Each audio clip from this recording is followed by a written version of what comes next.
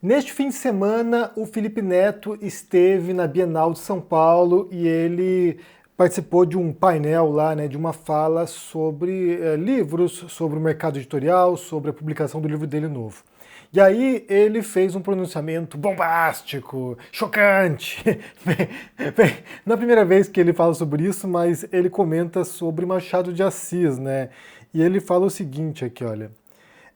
Ele diz aqui, eu vou citar uma reportagem da Folha de São Paulo, que a manchete é: forçar a ler Machado de Assis aos 13 anos na escola é errado, diz Felipe Neto. E aí ele comenta aqui, né, sobre como ele pensa que a forma como a literatura é tratada em muitas escolas é equivocada, não funciona para fomentar a leitura. E ele comenta sobre Machado de Assis. Machado é um gênio maior de todos, mas quando eu li aos 13 anos, achei uma bosta, e me forçaram a ler Senhora, de José Alencar, na oitava série. Eu queria que esse cara morresse, falaram que tinha morrido, e eu disse que iria matar de novo. Nenhum jovem de 14 anos está preparado para ler isso. E aí ele fala: precisamos fazer jovens sair da aula de literatura com vontade de ler, não desesperado porque não está conseguindo ler. E aí o PCO, o perfil do PCO no Twitter, que ainda está rolando lá, né? Tem muita gente publicando por lá, embora esteja proibido no Brasil, mas o PCO publicou o seguinte lá, que eu quero ler para vocês, falando sobre isso. Machado de Assis deveria ser ensinado nas escolas. Errado é obrigar pessoas que gostam de livros a ouvirem esse analfabeto político, moral, em alguma medida funcional. Aqui ele fala sobre Felipe Neto, né? Obrigar as crianças a lerem Machado de Assis significa ensinar na escola a obra de um dos maiores autores da língua portuguesa. É como se na aula de física um quadrúpede ignorante falasse: Newton não deve ser ensinado nas escolas. E aí, eu não sei de onde o Felipe Neto tirou essa informação, né, de que a leitura dos clássicos, a leitura do Machado de Assis desestimula a leitura, ou as crianças ou jovens não têm, sabe, preparo para ler esses autores. Eu não sei se ele tirou isso de algum estudo, algum tipo de investigação sobre o tópico, ou se ele parte de considerações subjetivas e pessoais dele, né, casos anedóticos. Mas eu concordo com ele nesse sentido. Eu entendo que a leitura de certos autores não contribui para o amor à leitura, não contribui para que jovens tenham prazer na leitura e pode sim desestimular a leitura. Eu vou explicar aqui a minha posição, porque eu concordo com ele que o Machado de Assis também é um dos maiores gênios, não apenas da literatura brasileira, mas mundial. Ele é um autor em nível de Shakespeare, em nível de Cervantes, é realmente um dos grandes autores. E eu falei sobre isso aqui recentemente, né, num vídeo sobre no vídeo sobre uma americana que estava lendo vários clássicos mundiais e que tinha ficado fascinada pelo Machado. De fato, ele é um dos grandes autores. Mas eu não sei até que ponto que adolescentes ou crianças têm qualquer tipo de preparo para lidar com um autor como esse. Porque ler uma obra literária não é ler apenas o texto que está ali, é ler o contexto também, é ler o tempo da obra, é ler quem é o autor também, é você trazer uma série de referências que estão em torno da obra, que são paratextuais e que ajudam a iluminar a leitura do texto. Você pegar um autor como Shakespeare, por exemplo, e ler o texto, não vai te trazer a riqueza do texto do Shakespeare. E vai dificultar a leitura, porque você pega um texto que é um texto, sabe, de séculos atrás, para tentar acessar aquele texto não é fácil. Quem já tentou ler Shakespeare em inglês, por exemplo, sabe o tremendo desafio que é você chegar naquele texto. E em português não é diferente. Ou, por exemplo, o texto do Lusíadas, do Camões.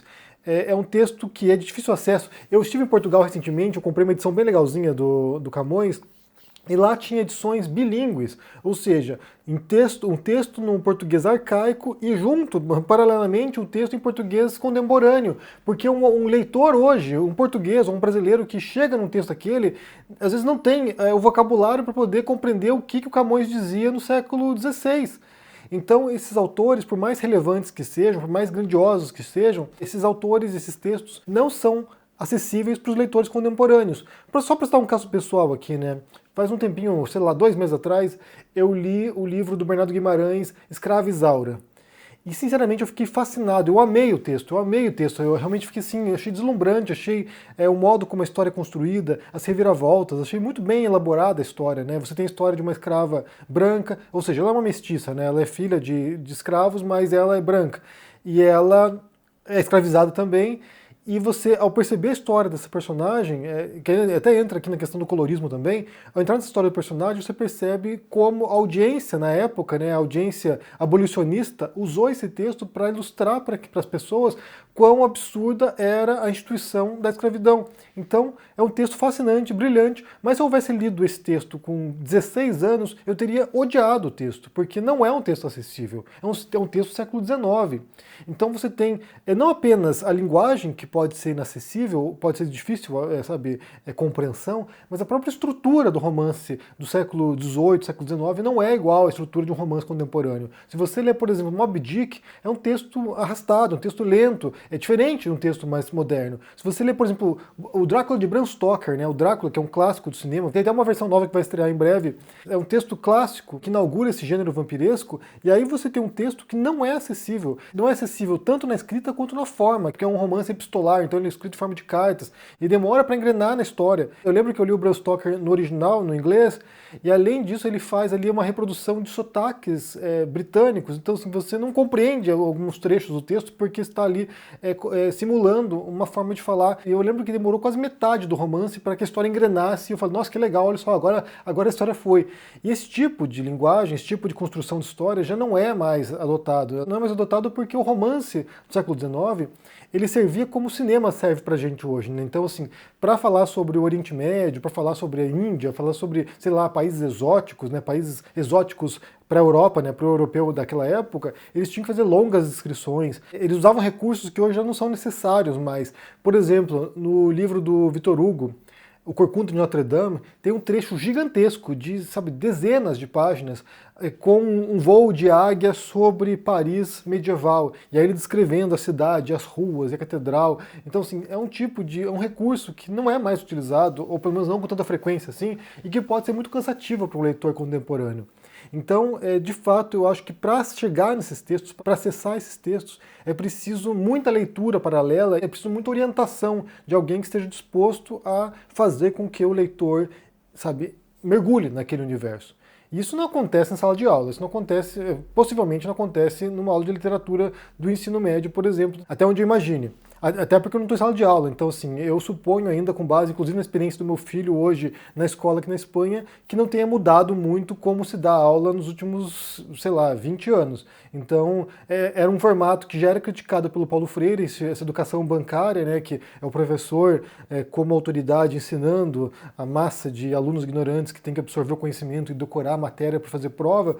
Então, esse tipo de educação não me parece ter mudado muito e, mesmo assim, não sei até que ponto que, forma bons leitores, 2, forma pessoas interessadas no conhecimento, sabe, estimule o espírito de descobrimento, de investigação, de, sabe, ter tesão para estudar mesmo, tesão para investigar o mundo, de conhecer as coisas. Não acho que, sabe, estimule isso nas pessoas. É uma obrigatoriedade que mata o prazer em aprender.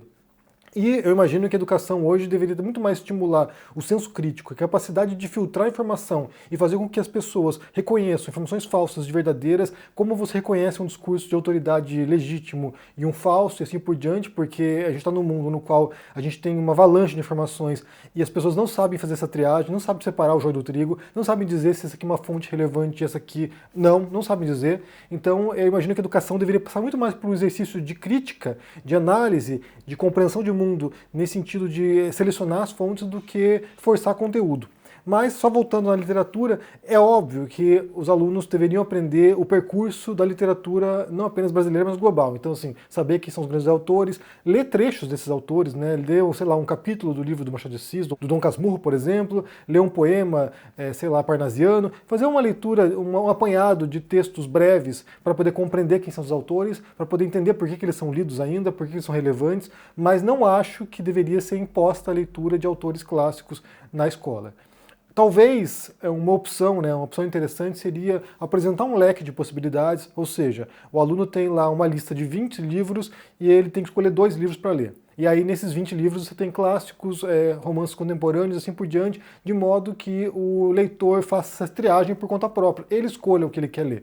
E aí isso vai estimular a possibilidade de ler inclusive os clássicos. Talvez eu, como adolescente, optasse por alguns clássicos. porque eu era alguém que curtia coisa antiga, coisa velha. Mas eu acho que ao dar essa possibilidade de escolha, você já estimula o próprio leitor a navegar esses textos, talvez folhear os livros e ver, olha, isso aqui eu curto, isso aqui eu não curto, curti o estilo disso aqui, então eu vou ler, porque aí realmente é o prazer da leitura, né? E aí entra um outro aspecto, que daí é muito mais profundo do que a escola, né? Que a gente sabe, né, e aqui há estudos para isso, né, o IBGE, se não me engano, publica um material sobre leitura, né, sobre o perfil dos leitores. Se eu não me engano, no livro do Gessé Souza também fala sobre isso, A Elite do Atraso, quando ele menciona o capital cultural, que a gente sabe que o prazer da leitura e o hábito de leitura depende muito de fatores que estão além da escola também. Então, tem a ver com o lar, tem a ver com o hábito de leitura em casa, tem a ver com os pais sendo leitores, tem a ver com a disponibilidade de livros em casa. Então, se você tem a ver com a classe social que você está, né? Então, assim, dá para se supor que um aluno do ensino médio de classe média vai ter mais recursos e mais possibilidades e mais exemplos de leitura em casa do que alguém de uma classe mais baixa. Então, isso tem a ver com hábitos de leitura mesmo, estímulos, sabe, reconhecimento do valor da educação e da formação e da leitura. Tem a ver com vários fatores que são socioculturais e que não vai ser a escola que vai corrigir isso também. A escola pode estimular isso de um modo um pouco mais produtivo, talvez, de um modo a trazer livros que dialoguem mais com o dia a dia e com a realidade daqueles alunos, para que eles se vejam retratados naqueles personagens, inclusive. Eu acho que a leitura tem muito a ver com isso também, né? O modo como a gente entra naquele universo para compreender nós mesmos. A gente pode fazer isso com o Machado, a gente pode ler um livro do Machado e falar, gente, olha só, isso aqui conta uma história que fala comigo, né, intimamente, fala sobre meus pensamentos e emoções, dá para fazer isso, mas é claro que autores mais contemporâneos vão dialogar mais com uma geração que está em outra vibe, né? Então, assim, a gente fala de jovens que já nascem com o celular e com o tablet na mão. Como é que você vai conquistar essa geração para ler um livro, para sair do tablet e ir para um livro físico de papel? E aí tem que ter, de fato, um material que seja diretamente relacionado com a vida daquele leitor. Então, como eu falei, eu penso que é importante ensinar a história da literatura brasileira, e isso vai passar por Machado de Assis, é importante ensinar isso, talvez com um novo formato, com um novo modelo, mas a imposição de textos clássicos me parece contraproducente. Eu acho que muita gente se desestimula a ler porque acha que os textos são difíceis, que leitura é uma coisa, sabe, que não é prazerosa, é uma obrigação desagradável, e aí perde a vontade de ter esse contato mais íntimo com a leitura. Eu acho que muita gente entrou na literatura, na leitura, por outras vias que não foram textos clássicos, que não foram, sabe, José de Alencar, Machado de Assis, Lima Barreto, entraram por outros autores que são considerados como inferiores, né, como menores, autores de literatura de entretenimento. Então, há caminhos para chegar na leitura e criar um público leitor que goste de ler. E esse é um prazer que tem que ser conquistado, de fato, né? Eu, por exemplo, posso dizer que eu comecei a me empolgar com a leitura de ficção, porque eu lia outras coisas, né? Eu lia quadrinhos, lia não ficção, lia textos esotéricos, eu lia outras coisas. Eu fui curtir literatura de ficção quando eu comecei a ler Sherlock Holmes, que é o Conan Doyle. Hoje é um clássico, hoje o Conan Doyle é um clássico, é um grande autor, não é um autor medíocre, mas eu fui ler por causa de romance policial, fui ler por causa de romance detetive, né? Então, assim, depois disso foi abrindo outros horizontes. Fui ler Os Três Mosqueteiros do Dumas, e foi muito legal a experiência, um baita de um romance grosso pra caramba, e eu me empolguei pra caramba com aqueles personagens. Então, assim, eu acho que a gente se aproximar do texto por prazer é muito mais produtivo do que a imposição da leitura. E aqui vale por qualquer texto, na verdade, né? Acho que aí tem que criar elementos para você conquistar o aluno para que ele se estimule a procurar e ler esses textos. Então, só para tirar minha perspectiva sobre isso aqui, eu concordo com o Felipe Neto nesse ponto. Eu acho que a obrigatoriedade é forçar as pessoas, os jovens, né, as crianças, a lerem autores clássicos, pode sim desmotivar esses leitores, pode sim matar a vontade, o prazer de leitura, e aí encontrar maneiras, recursos, textos que dialoguem mais com esses alunos de modo a eles se empolgarem. Eu lembro que quando eu era adolescente, eu amei ler Nelson Rodrigues. Nelson Rodrigues, para mim, assim, era, caramba, olha esse cara, como é que ele acessa, sabe, o submundo do inconsciente das pessoas, né? Como é que ele acessa a podridão das famílias. Então eu achava fascinante isso. Para mim, Nelson Rodrigues é um grande, e ele tem uma linguagem que é bem mais moderna em relação a Machado de Assis, por exemplo, né? Ainda assim, tem frases, expressões e gírias que já não são mais reconhecíveis por jovens. Mas eu lembro que, sabe, era fascinante. E aí também não dá para desprezar o papel que o audiovisual também tem para conquistar novos leitores, né? Por exemplo, muito do Jorge Amado foi acessado pelas pessoas no Brasil por causa das novelas. Machado de Assis virou série, né? Então, assim, eu me recordo de uma série bem legal com o Marco Nanini, que ele fez o Alienista. Então, assim, eu amei aquela série. E aí você dá o acesso ao texto, né? A pessoa pode se interessar e buscar o texto. Eu me lembro quando virou uma minissérie o livro A Casa das Sete Mulheres, e foi um best-seller, o livro vendia pra caramba, as pessoas iam procurar o livro. Então, também essa conversa, esse diálogo entre audiovisual, entre cinema, entre série, entre televisão e literatura, também faz essa ponte, também ajuda. Eu me recordo de outro caso, né, quando estreou o filme Troia, que tinha o Brad Pitt, e eu estava pesquisando para escrever um romance ambientado na Grécia Antiga, e sumiu da prateleira a Ilíada do Homero. Eu não sei se as pessoas conseguiram entender a Ilíada, né? Não é um texto fácil também, mas na biblioteca pública as pessoas todo dia estavam lá, sabe? Chegava lá e não estava disponível o texto. Então é bem curioso perceber também como se pode estimular a leitura a partir de uma série de sucesso, de um filme de sucesso. Isso gere esse interesse, né, de procurar a obra original para se aprofundar mais sobre aquele texto, para ver a diferença também, né, entre a série e o texto, se o diretor, o roteirista mudou alguma coisa na história original. Geralmente muda, mas é interessante fazer também essa ponte. Bem, o que vocês pensam aqui sobre essa fala do Felipe Neto, sobre Machado de Assis, que ele acha que não deveria ser obrigado a ler Machado, que desestimularia a leitura dos jovens? Eu concordo com ele, mas me diga no comentário aqui embaixo o que você pensa, deixa o joinha, se inscreva no canal aqui, ativando o sininho, isso é muito importante para ajudar aqui no engajamento, se torne um membro para dar uma força e se cuide por aí. Um forte abraço e até mais. Tchau! Existe uma doença que tomou conta do nosso país e que ninguém pode falar sobre, porque os principais jornais, os principais canais de televisão e os principais influenciadores foram literalmente comprados pela razão da doença. A gente está falando das apostas esportivas. O Brasil se tornou o exemplo do mundo de como isso pode destruir milhões e milhões de vidas. O ICL, mais uma vez, resolveu enfrentar essas pessoas e produziu o documentário Bet, o jogo sujo que ninguém comenta. E a gente quer convidar vocês para assistir o lançamento dessa série documental que vai acontecer no dia 19 de setembro, uma quinta-feira, às 8 horas da noite. Para você se inscrever e assistir aquilo que ninguém pode nem vai mostrar, é só você clicar no link que está aqui embaixo. E aí, no dia 19 de setembro, às 8 horas da noite, a gente vai estar junto, discutindo esse que é um dos temas mais importantes do nosso país atualmente.